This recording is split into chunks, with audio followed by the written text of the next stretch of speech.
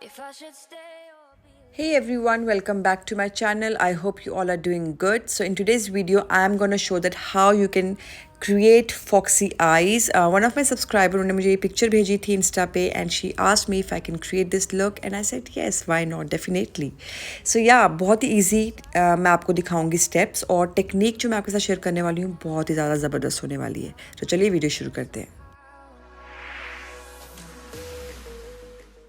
तो सबसे पहले मैं अपने आईब्रोज़ को फिल करने वाली हूँ. सबसे पहले मैं स्पूली की हेल्प से आईब्रोज़ को अच्छे से ऊपर की तरफ मैं कोम करूँगी. उसके बाद मैं जो भी गैप्स होंगी उसको फिल करूँगी using a dark brown eye shadow. हमेशा कलर वो यूज़ करें जो आपके बालों से मैच करे. ऑलराइट, अगर आपके बाल काले हैं तो आप हल्का सा ब्लैक कलर यूज़ कर सकते हैं और अगर आपके बाल थोड़े से डार्क ब्राउन है तो आप डार्क ब्राउन कलर यूज़ कर सकते हैं अपनी ब्रोज के लिए.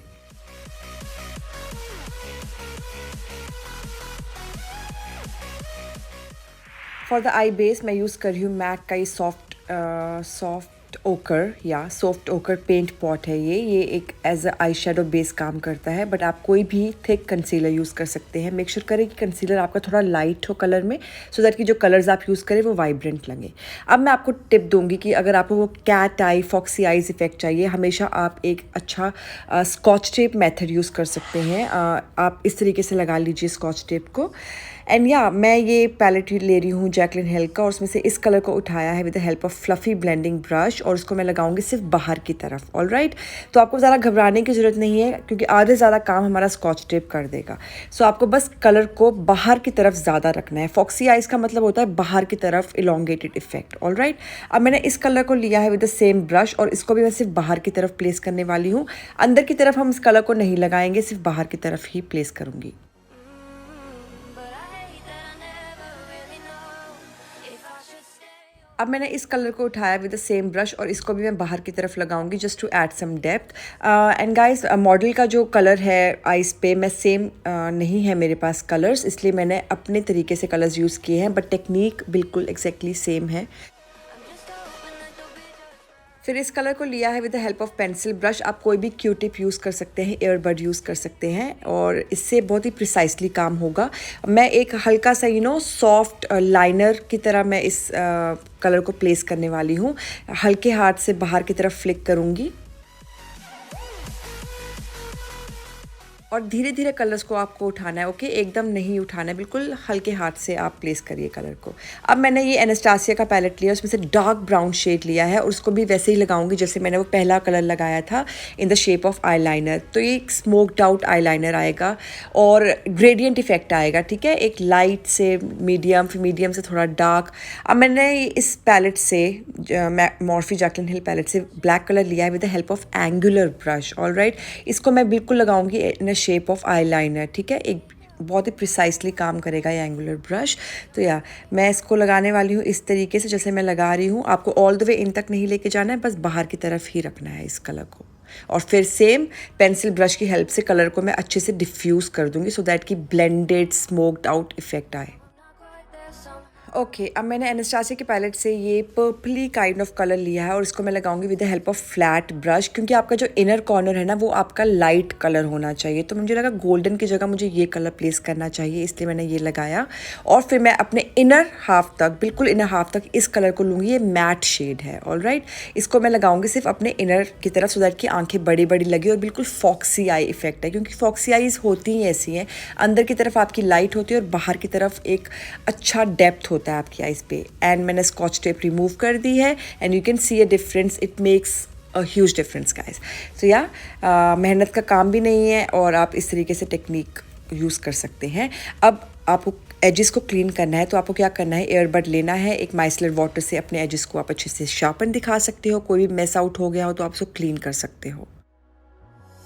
I'm just waiting. और फॉल्सिस लगाने से पहले मैं लगाऊंगी मस्कारा. और फॉल्सिस के लिए मैंने यूज़ किए हैं बहुत ही ज़्यादा फ्लटरी आई लैशेज़. ये एक ब्रांड है एयर ब्यू कुछ करके, बहुत अच्छी रेसिपीज़ हैं ये और बहुत लाइट वेट है एक्चुअली.